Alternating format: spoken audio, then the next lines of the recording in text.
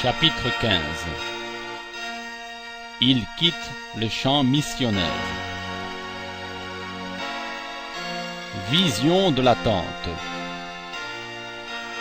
Au commencement, quand l'ange du Seigneur m'apparut premièrement, en me disant comment je devrais œuvrer dans mon ministère, c'est-à-dire que je verrais une lumière, que j'entendrais une voix me parler, et que j'aurais des visions, mes frères dans le ministère de ma propre dénomination dirent que cela venait du diable. Mes frères de l'Église me dirent que ma théologie était fausse, parce que les jours de visions et de miracles étaient passés. Ils ne voulaient pas admettre que Dieu avait promis dans la Bible qu'il visiterait la terre avec des anges, des prophètes, des miracles, des signes et des prodiges, comme il le fit à la jonction de chaque âge. Il y a 7 différentes jonctions, et nous sommes à la dernière, avant le millénium. Je me décidai à faire comme le Seigneur me l'avait dit, et je commençai à agir comme il me conduisait. J'ai réalisé qu'il y a 3 dangers auxquels le serviteur doit veiller: la popularité, les femmes, l'argent. Je ne craignais pas les 2 premiers, mais j'avais peur de l'argent. Ainsi, en 1946, je promis à Dieu que je ne solliciterais jamais d'argent dans les réunions. Je fis alliance avec lui. S'il arrivait un endroit où les offrandes dans le plateau n'étaient plus suffisantes, alors je rentrerais chez moi. Dieu a pourvu à cela miraculeusement. Pas même un moment, nous avons été troublés par la question d'argent. 3 ou 4 de mes gérants ont perdu leur emploi parce qu'ils essayaient de solliciter juste un peu d'argent, ce que je ne pouvais tolérer.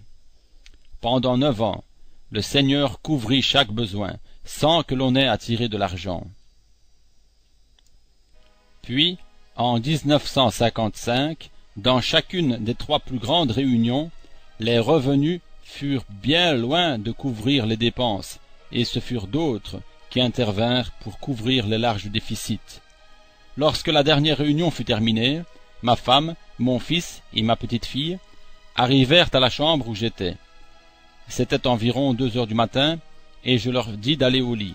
Je sortis du côté de la montagne, je m'agenouillai et je criai à Dieu. Il me faut quitter le champ. 3 fois de suite, les réunions avaient été soutenues par d'autres. Ce n'était pas cela que j'avais promis à Dieu. Je lui avais promis que je rentrerais à la maison si les revenus des réunions étaient en déficit. J'avais à tenir ma promesse. Quand je retournai à la chambre, ma femme vit que j'avais crié à Dieu, et elle me demanda « Billy, qu'est-ce que tu as ?» Ne pouvant me résoudre à lui dire que je voulais quitter le champ de la guérison divine, je lui répondis « Oh, tout est bien !» Comme nous rentrions de l'Est de la Californie, j'essayai de le dire à ma famille en Arizona, puis de nouveau au Texas et à travers la campagne, alors que nous approchions de Jeffersonville. Billy Paul dit « Papa, je suis sûr que tu ne pourrais plus vivre. » Il y a dans la Bible un passage où Paul dit « Malheur à moi si je ne prêche pas l'Évangile !» Je répondis « Mon fils, je n'ai jamais dit que je cesserai de prêcher l'Évangile. Ce que je ferai, aussi longtemps que Dieu m'en donnera la possibilité, je veux dire que j'abandonnerai le ministère de guérison pour la prédication de l'Évangile. » Billy Paul demanda « Alors, tu aurais l'intention de renoncer à ces grandes campagnes d'outre-mer, où que ce soit, à cause de l'argent? Mais Dieu ne t'a pas dit de faire cela, c'est toi qui as fait cette promesse. » Je répondis « Mais un homme d'honneur tient sa parole. J'ai fait une promesse à Dieu et je dois la tenir. » Le matin suivant, ma femme et moi, nous nous levâmes de bonne heure, et j'étais assis sur le bord du lit me tenant la tête à 2 mains. Je dis à ma femme « Eh bien chérie, aujourd'hui, je vais aller voir Jean Michler pour lui demander s'il peut me redonner mon ancien travail auprès de l'Indiana Light and Power Company pour surveiller les lignes. » Soudain, en regardant au travers de la chambre, je vis 2 petits enfants qui venaient vers moi, poussant une petite voiture avec 2 vieilles roues de bois. Ces enfants, presque nus, étaient d'un teint foncé, et avaient des yeux et des cheveux noirs. Ils ressemblaient à 2 petits enfants mexicains. Je pouvais entendre ma femme qui marchait dans la chambre, et je lui dis « Chérie, ne les vois-tu pas? C'est bien ce qu'on peut appeler de pauvres petits enfants. » Tandis que j'entrais plus profondément dans la dimension de ma vision, je m'éloignai de ma femme, et je m'en allai quelque part où je rencontrai Miner Arganbright. Il dit « Frère Branham, les cartes de prière ont déjà toutes été données, et nous avons fait du chemin pour vous atteindre, en dedans et en dehors de la réunion. » Quelqu'un était avec le frère Arganbright. Comme je les dépassais, j'arrivai dans une arène extérieure remplie d'un immense auditoire. C'étaient tous des gens du même teint foncé que celui des petits-enfants. Quelqu'un d'autre parlait à ma place. Je questionnai un homme debout à côté de moi. « Qui est cet homme qui parle ?» Il répondit. « Ils l'ont amené ici. »« Qui sont-ils » Juste alors, cet homme qui parlait à ma place congédia l'auditoire et chacun se levait pour partir. Je criais alors « Oh, mais ce n'est pas juste. Où est l'appel à l'autel » Un homme vint vers moi et me dit « Tout est bien, frère Branham. Nous avons prélevé l'offrande. » Je demandai « Depuis quand l'offrande devient-elle plus importante que l'appel à l'autel? Il y a des milliers d'âmes qui auraient pu être gagnées pour Christ, et il les congédie. » La pluie commença à tomber, et je dis « Maintenant, voyez, il commence à pleuvoir, et toutes ces âmes vont partir et ne pourront pas revenir. » L'homme répliqua « Oh, vous avez à leur parler cet après-midi. » Je demandai « À quel moment a-t-il dit que je leur parlerais ?» Il répondit « Dans peu de temps. » « Dans peu de temps? Mais il n'y aura pas une douzaine de personnes ici, m'écriai-je. Et alors, à ma droite, derrière moi, une aimable et tendre voix, quoique sévère, demanda « Notre Seigneur n'a-t-il pas été abandonné avec 12 disciples seulement, alors que des milliers le quittèrent après qu'il eut commencé à leur parler de la vérité ?» Jean 6, 60-68. Je vis une main se mouvoir en face de moi, à partir de mon côté droit, et tandis que cela se passait, je parus entrer dans une autre dimension encore plus haute. Je ne pouvais plus entendre Méda, ma femme, dans la chambre. Je me trouvais au bord d'un beau lac, et je n'avais jamais vu de ma vie une eau si limpide. Lorsque, il y a 9 ans, j'entrai pour la première fois dans le ministère, j'avais eu une vision.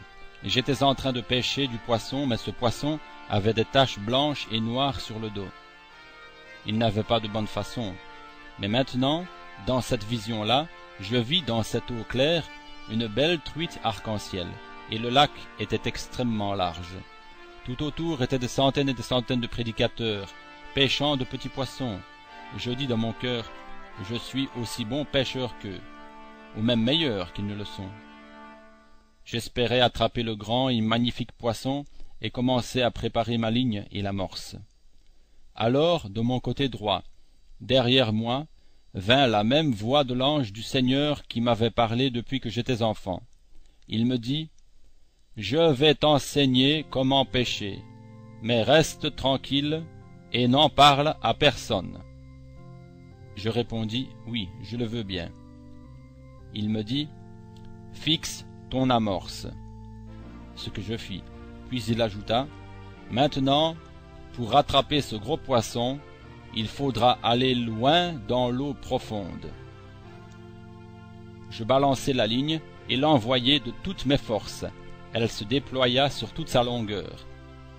Il dit, « C'était bien. » Tandis que l'amorce s'enfonçait presque jusqu'au fond de l'eau claire, il dit, « Premièrement, tire tranquillement et prête attention aux petits poissons. Puis, tire plus fort et jette l'amorce loin d'eux, et le grand poisson viendra après eux lorsqu'il verra les petits poissons poursuivre l'amorce. Souviens-toi, tiens-toi tranquille, et ne dis rien à personne à ce propos. Pour la 3e étape, resserre ta ligne, tu es près de l'attraper. » « Je comprends, répondis-je.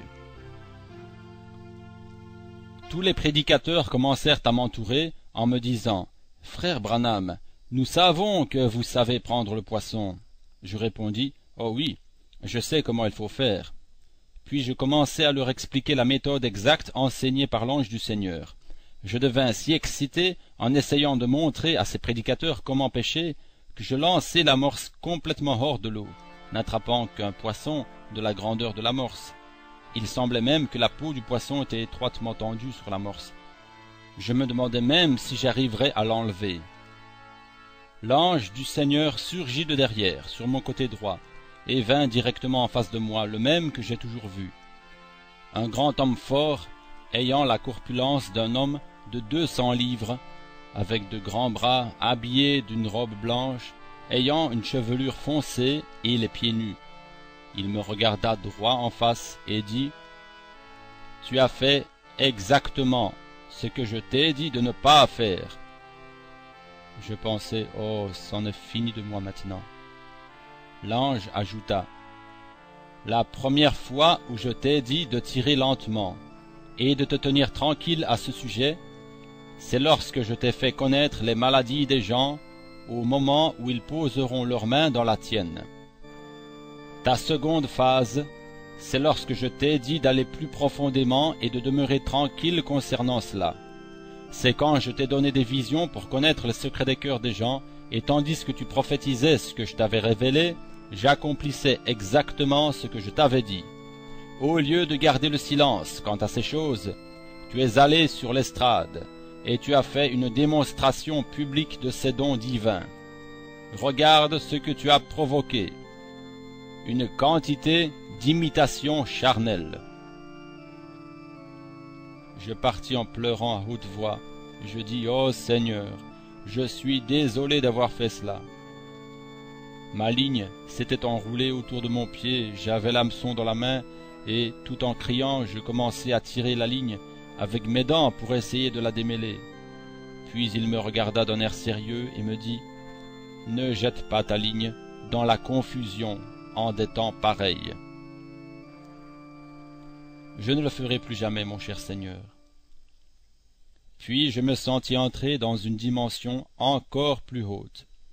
La ligne à pêche que j'avais dans la main se changea en un lacet de soulier d'un demi-pouce de diamètre. Je tenais un soulier de bébé avec des œillets d'un huitième de pouce de diamètre environ. J'essayais d'enfiler ce lacet d'un demi-pouce au travers d'œillets d'un huitième de pouce, et j'avais déjà cassé plusieurs fils du lacet. L'ange du Seigneur était encore debout en face de moi, et il me regardait sérieusement, quoique gentiment. « Qu'est-ce que tu essayes de faire ?» Je répondis, « J'essaye de lasser ce soulier. » Il reprit, « Tu emploies le mauvais bout du lacet. » Je pris l'autre bout du lacet, et je remarquai qu'il était plus petit, et fermé par un bout de métal qui entrerait plus facilement dans l'œillet. Je dis, « Oh, je suis navré, monsieur, je n'avais pas remarqué que j'employais le mauvais bout. » Il dit, « Tu ne peux pas enseigner à des bébés des choses surnaturelles, sans provoquer des imitations charnelles. » Puis je me sentis entrer encore dans une autre dimension de la vision. J'étais debout dans l'air, dans la plus vaste tente que j'ai jamais vue de ma vie. J'étais au-dessus des gens, ayant la plateforme en bas, en dessous de moi. Je venais de finir de prêcher et j'avais fait l'appel à l'autel. Je voyais des centaines de personnes debout, leurs mains levées en l'air et qui pleuraient. J'essayais de descendre vers eux où elles étaient, mais je restais en l'air. Un homme, vraiment sympathique et cordial, s'avança devant les gens et dit « Chers amis, tandis que notre frère Branham est sorti prendre un peu de repos après ce merveilleux appel à l'autel, nous voulons former la ligne de prière à droite. » Une ligne de prière se forma tout autour de l'intérieur de la tente, et en dehors dans la rue, et au bas de la rue, aussi loin que je puisse voir. À l'intérieur de la tente, je voyais une toile tendue, d'environ 4 pieds de hauteur, avec un portail dans cette clôture de toile. À l'intérieur de cette clôture, il y avait une petite chambre boisée, carrée. Une dame était debout au portail de cette clôture de toile, prenant le nom et la carte de prière d'une dame assise dans une chaise roulante. Derrière elle venait un homme avec des béquilles, dont la dame prit aussi le nom et la carte. Un homme robuste sortit et poussa la dame en chaise roulante à travers le portail de la clôture de toile et à travers une porte dans la petite chambre boisée. j'entendis le bruissement familier de la lumière qui accompagne mon ministère, et je la vis aller de moi jusqu'à la petite chambre. L'ange du Seigneur était encore debout à mes côtés dans l'air. Il me dit, « Je te rencontrerai là-bas à l'intérieur. » Et je vis sa main pointer en direction de la petite chambre. Il ajouta, « C'est là la 3e phase. » Je dis, « Je ne comprends pas cela. » Il reprit, « Je te rencontrerai là-bas. » Je surveillai et vis la dame malade sortant de cette petite chambre par une petite porte sur le côté opposé et poussant sa chaise roulante. Une dame était là pour recueillir son témoignage sur une bande magnétique et lui demandait ce qui était arrivé dans la petite chambre. Elle répondit « Je ne sais pas ». Puis l'homme sortit portant ses béquilles. La dame lui demanda ce qui était arrivé dans la petite chambre, et il répondit « Je ne sais pas ». L'ange du Seigneur dit « Ce ne sera pas une démonstration publique. Ces paroles de notre Seigneur ne sont-elles pas rapportées dans les Saintes Écritures? Quand tu pries, entre dans ta chambre, et quand tu en as fermé la porte, prie ton Père qui est dans le secret, et ton Père qui voit dans le secret te le rendra publiquement. Ne sois pas comme les hypocrites qui font montre de ces choses en public, mais entre dans le secret de ta chambre. » Puis l'ange du Seigneur et moi, nous descendîmes dans la petite chambre. Ce qu'il m'a dit là, j'aurai à le garder secret pour le reste de ma vie. Il semble bien qu'aux yeux de certains observateurs, frère Branham déclina parce qu'il n'avait pas su administrer ses affaires. Mais ce qui vient d'être raconté nous prouve qu'il n'en est rien. Dieu éprouvait son serviteur pour voir s'il serait fidèle à sa promesse. Rien n'aurait été plus facile pour frère Branham de faire comme les autres, de se plaindre un peu en sollicitant ou encore en organisant un plan de financement semblable à ce que tous les autres ont fait pour survivre jusqu'à aujourd'hui. Sans doute, il aurait été celui qui aurait eu le plus de succès, mais il avait choisi la voie étroite.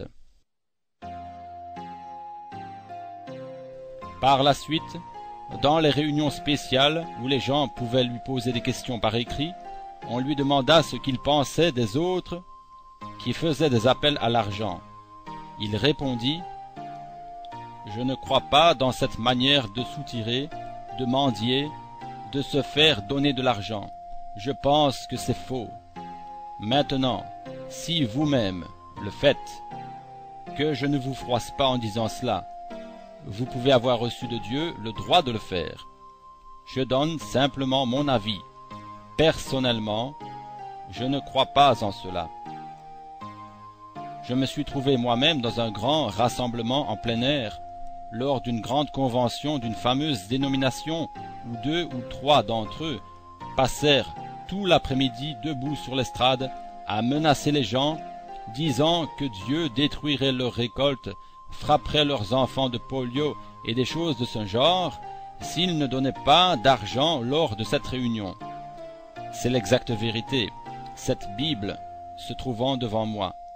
Je dis, c'est un blasphème contre Dieu et ses disciples. Si Dieu vous envoie, il prendra soin de vous. S'il ne vous a pas envoyé, alors que la dénomination s'occupe de vous. Mais si Dieu vous envoie, il prendra soin de vous. Mon choix, c'est d'être un homme pauvre.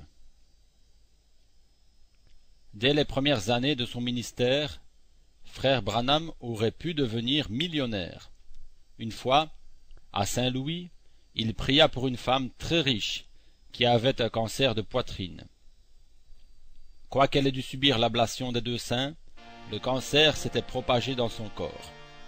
Sa fille, étant à ses côtés, l'esprit parla et dit à cette femme inconsciente « Dans 3 jours, tu feras du magasinage dans la rue. » Son médecin, le docteur Theodore Palved, grand chirurgien de Californie, étant sur les lieux, s'indigna et répliqua: « Il n'est pas bien de donner un faux espoir à quelqu'un, surtout à cette femme mourante. » Frère Branham répondit: « Je vais même ajouter ceci.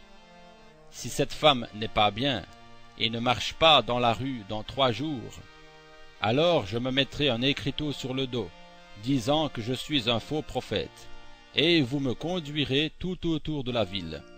Mais si elle est bien, c'est vous qui devrez vous mettre quelque chose sur le dos. » La femme fut guérie selon la parole prononcée, et le médecin fut converti. Il devint prédicateur de l'Évangile à Oakland, en Californie. Un peu plus tard, frère Branham reçut 2 agents de police qui lui apportaient un chèque certifié d'1,5 million provenant de la Belle Vinegar Mission, en Californie. Il ne voulut pas même le voir, et pourtant il demeurait dans un vieil appartement de 2 pièces. Par la suite, des chrétiens arméniens, le voyant rouler dans son vieux camion Chevrolet âgé de 10 ans et rongé par la rouille, vinrent lui offrir une belle Cadillac, comme il l'avait fait pour un autre prédicateur. Frère Branham fut très touché, mais il la refusa. Écoutons-le nous donner la raison d'un tel refus. De l'estrade, j'ai reçu un chèque de 25 000 $ provenant du propriétaire d'un puits de pétrole, qui avait vu sa mère guérie et se lever de sa chaise roulante. Il avait pris l'avion pour venir jusqu'à moi, mais je dis: « Monsieur, quelqu'un m'a offert il n'y a pas longtemps de m'acheter une belle Cadillac. » Je dis: « Une Cadillac, moi passer dans l'Arkansas et voir ces pauvres gens qui ramassent le coton avec des mains crevassées par les chardons, tirant des poches. Je m'imagine une vieille mère à moitié morte, ayant des troubles féminins, mangeant du gras et du pain de maïs pour déjeuner, venant à mes réunions pour y mettre $1, et moi je me promènerai en Cadillac. Non, monsieur. » Je déchirai le chèque devant lui. Je veux être comme les gens qui viennent faire prier pour eux. Je ne leur permettrais même pas de mettre 5 ou 10 sous pour payer l'auditorium si je le pouvais moi-même. Si j'avais ce que je mérite, je marcherais. Comment pensez-vous qu'on se sentirait si on disait: « Voici, frère Branham, une grosse Cadillac qui passerait sur le chemin, et ces pauvres gens ne pouvant même pas se permettre d'avoir une bicyclette. » Nous avons déjà dit que pour beaucoup, William Branham semblait avoir gaspillé son ministère parce qu'il a raté l'opportunité de s'organiser un ministère solide et une méthode de financement efficace. Pour d'autres, comme nous le verrons dans les chapitres suivants, son déclin est dû à son choix rigoureux de rester fidèle à ses convictions et de ne jamais faire de compromis sur des détails bibliques que la plupart qualifient comme étant sans importance.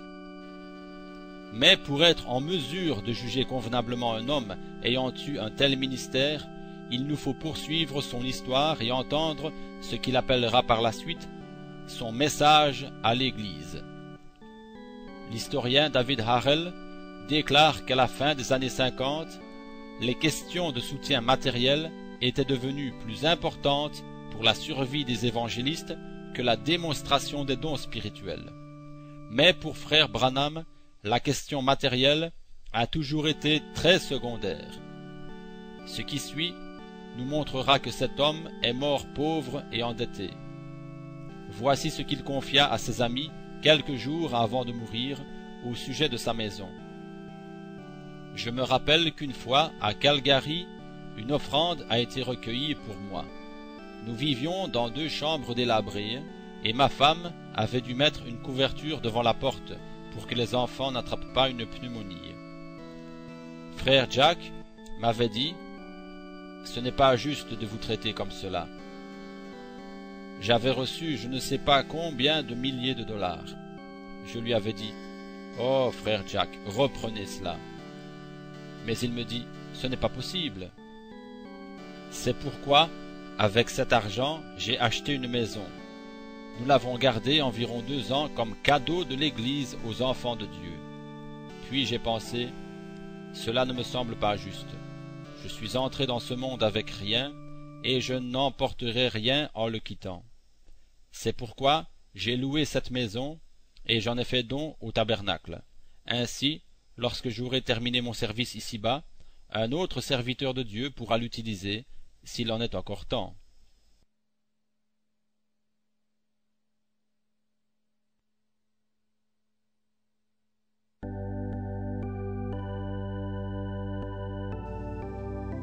L'affaire d'impôt. Ce qui suit fut considéré comme une grande épreuve pour frère Branham, une montagne infranchissable, dira-t-il dans un sermon. Mais Dieu a voulu mettre en évidence le fait que son serviteur a été droit et honnête en toutes choses. Je suis maintenant traduit en justice pour un demi-million de dollars. Ils me dirent: cet argent que vous avez reçu en ce temps-là était à vous avant que vous ne payiez vos factures. Vous l'avez donné à votre église, mais tout d'abord c'était à vous. Je dis: mais je n'ai jamais rien fait pour cela. Ils dirent: mais oui, vous leur avez dit que vous preniez une offrande d'amour. Je dis: je veux que quelqu'un me dise quand cela est arrivé. Eh bien, vous sollicitez par la poste. Je répliquai: fouillez mon bureau, pas un centime. Je sais comment j'ai dépensé l'argent que j'ai reçu là-bas. Mais ils dirent: nous n'en sommes pas aussi sûrs. Pourquoi alors les administrateurs n'ont-ils pas fait ceci et cela? Je dis: alors vous me considérez comme malhonnête? Ils dirent: nous croyons que vous êtes très honnête. Je vous dis ceci seulement pour la gloire de Dieu et spécialement pour les jeunes. Je veux vous montrer que si vous vivez selon la Bible, Dieu sera avec vous. Et si votre esprit est en désaccord avec ce que Dieu dit, alors vous ne vivez pas selon la Bible. Ainsi j'étais là devant ces procureurs, et l'un d'eux s'approcha et dit: nous n'essayons pas du tout de dire que vous êtes malhonnête. Vous étiez ignorant du fait que si quelqu'un vous donnait de l'argent, c'était d'abord le vôtre. Vous avez signé un chèque de M. Miner Arganbright de Californie provenant de l'Association des hommes d'affaires du plein évangile pour quelques milliers de dollars, et le même jour, vous l'avez retiré de votre banque, et vous avez acheté 4 ou 5 billets pour un voyage outre-mer, à peu près 25 000 dollars. J'ai crié, j'ai poussé des cris. Je savais que mes péchés étaient pardonnés. Voyez-vous, j'étais en désunion avec Dieu, je ne pouvais pas obtenir la délivrance du bébé. Le jour suivant, j'eus un entretien avec un homme de Chicago, un catholique qui venait tout juste de se convertir. Cet homme, les valves de son cœur étaient enflées comme une chambre à air qui est trop gonflée. Les docteurs voulaient l'opérer depuis longtemps, mais ils ne voulaient pas le laisser faire. Cet homme était à peine entré que le Saint-Esprit alla dans sa vie et dévoila quelque chose qu'il avait fait lorsqu'il était garçon de chœur dans l'église catholique. Il avoua que c'était la pure vérité et me demanda: voulez-vous dire que c'était la chose que Dieu avait contre moi? Je répondis: c'est la seule ombre que je puisse voir dans votre vie. Il retourna donc chez lui et dit au docteur: très bien, préparez tout, maintenant nous aurons l'opération. Le docteur dit: nous allons de nouveau examiner votre cœur. Mais lorsqu'il examina, il déclara: vous n'avez plus besoin d'opération. Voyez-vous, mes amis, si notre cœur nous condamne, nous ne pouvons obtenir une délivrance totale.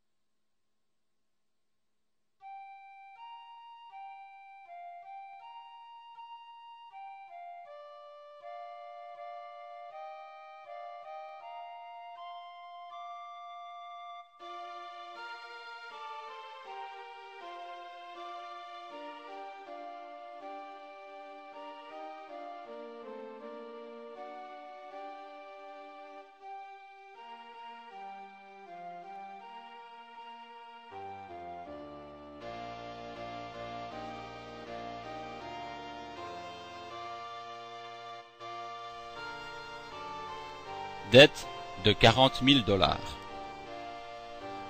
Malheureusement, le triomphe de frère Branham dans cette affaire d'impôt ne durera pas. Ils sont revenus à la charge, cherchant par tous les moyens de soutirer quelques revenus. Frère Branham nous raconte la suite. Je vais vous décrire brièvement ce qui s'est passé. Je crois qu'il y a presque 5 ans qu'ils sont sur cette affaire, étudiant ce cas, cherchant à connaître ma moralité, etc. Mais je suis si reconnaissant qu'ils n'aient rien pu trouver contre moi. Ainsi, ils n'ont pas pu m'accuser de quoi que ce soit. Ils n'ont pas pu m'accuser, mais ils ont reconnu que j'avais fait cela par ignorance.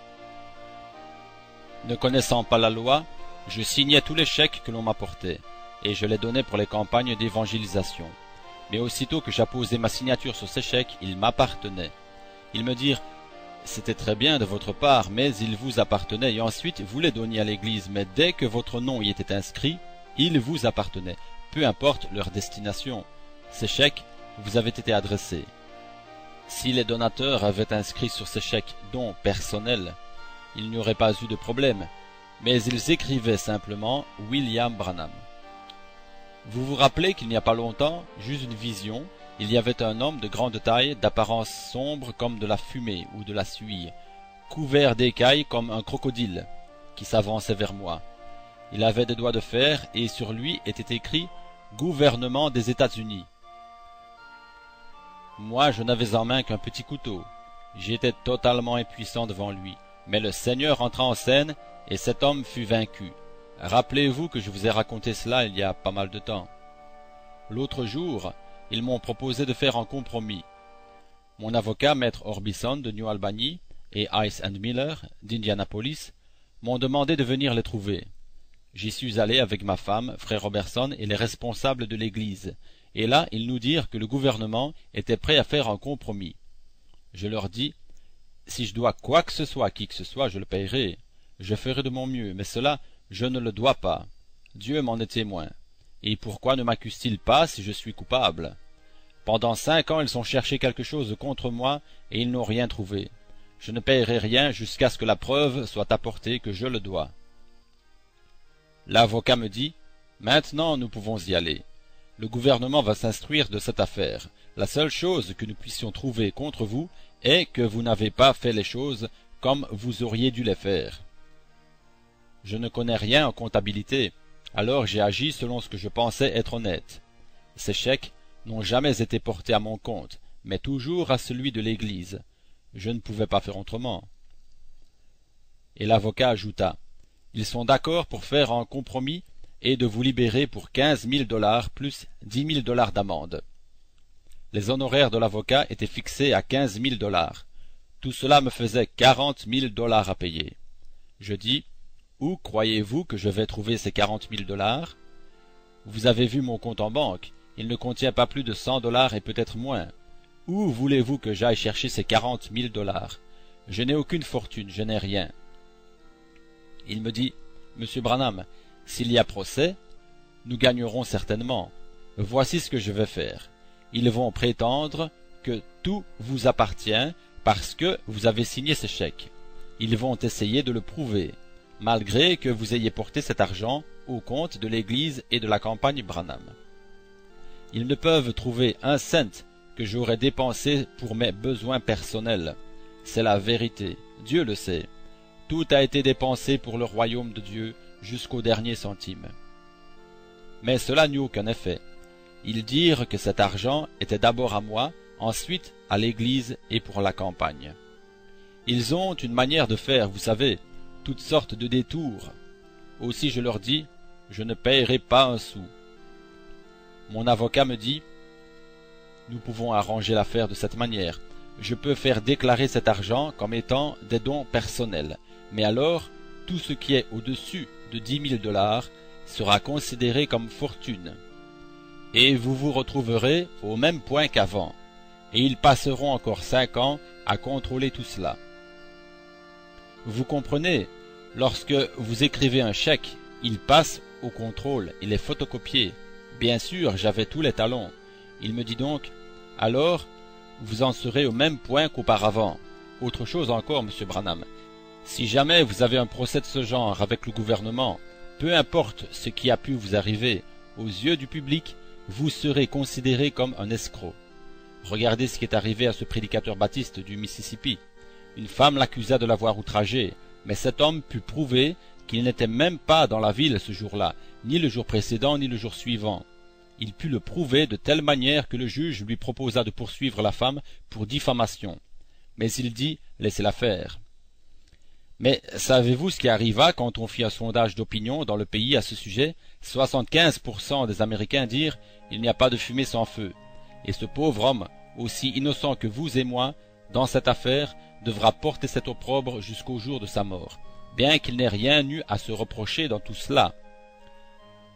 Pendant un certain temps, je fus vraiment malheureux, en pensant que j'avais consacré ma vie au royaume de Dieu, essayant d'amener les gens à payer leurs impôts et de faire en sorte que les malfaiteurs deviennent honnêtes et que je dusse moi-même être accusé d'escroquerie. Je pensais, bien pu faire. Alors il me vint à l'idée de chercher dans ma Bible. Je vis que chaque homme, sans exception, qui avait eu un ministère spirituel, fut attaqué par Satan qui essayait de le faire passer pour quelqu'un d'immoral, ou bien il était en but aux attaques du gouvernement. Repassez toute l'histoire. Moïse, Daniel, les Hébreux, Jean-Baptiste, Jésus-Christ, qui mourut condamné à la peine capitale par le gouvernement. Paul, Pierre, Jacques, fils de Zébédée, Jacques le mineur, tous moururent à cause de leur gouvernement, parce que chaque gouvernement est le siège de Satan. C'est Jésus qui l'a dit, c'est la Bible qui le dit. Il y aura un gouvernement qui sera dirigé par Christ, ce sera pendant le millénium. Mais tous ces gouvernements actuels, quoi que nous puissions en penser, sont sous la domination de Satan. Tous les royaumes de la terre m'appartiennent, j'en fais ce que je veux, si tu m'adores, je te les donnerai. Je rentrai à la maison, je me décourageai en causant avec ma femme, je dis, non, si je devais cet argent, je le payerais. Je ne le dois pas, par conséquent, je ne payerai rien. Un point, c'est tout. De toute façon, comment pourrais-je le payer? J'ajoutai, Méda, débarbouille la figure des enfants et prépare leurs vêtements, nous partons. Tout est sens dessus-dessous. Qu'ai-je fait? Moi, payer 40 000 $, réalises-tu ce que cela signifie pour moi? Mais comme une gentille petite femme, elle me dit, penses-tu que cela servirait à quelque chose? As-tu prié à ce sujet? Je pensais, peut-être que j'aurais avantage à prier de nouveau. Je recommençai, et il me semblait qu'il me citait une parole des Saintes Écritures. Nous devons toujours sonder les Écritures et voir ce que Dieu a fait. Un jour, on posa une question à Jésus, essayant de lui faire dire quelque chose contre le gouvernement. Ils lui demandèrent, est-il juste pour nous, juifs libres, de payer le tribut à César? Il leur répondit, avez-vous une pièce de monnaie? De qui est cette effigie? De César. Alors rendez à César ce qui est à César, et à Dieu ce qui est à Dieu. Cela me fit réfléchir. C'est vrai, Seigneur, mais cela n'appartenant pas à César, mais à toi. Si cet argent avait été à moi, et que j'ai dû payer de l'impôt, cela eût été différent. Mais dans ce cas, cela t'appartient. Cela n'appartient pas à César. Je continuai à lire un peu plus loin, et je vis ceci. Il dit à Simon, va jeter ton hameçon dans la rivière, et quand tu auras pris un poisson, ouvre-lui la bouche. Il te donnera l'argent. Ne les scandalise pas, va payer, Simon, pour moi et pour toi. Je pensais, c'est vrai, mon Dieu, tu possèdes des banques de poissons dans tout le pays, je ne sais pas comment tu feras. Je réunis les frères qui m'apportèrent leur soutien, et ils furent d'accord qu'il était préférable de payer les 40 000 $. Je téléphonai sans arrêt à la banque pour savoir s'ils avaient accepté ma requête, et enfin Bob me dit « C'est en ordre, Billy. » Ils l'ont accepté. Alors je rentrai et embrassai ma femme en lui disant « Chérie, tout est en ordre. » Quelle sensation merveilleuse que d'être libéré. Ils m'ont accordé des facilités de paiement et je peux ainsi payer à raison de 4 000 $ par année. Ainsi, je ne dois plus perdre de temps maintenant. Il faut que j'aille travailler. Il va me falloir 10 ans pour payer cela, si Jésus ne revient pas avant.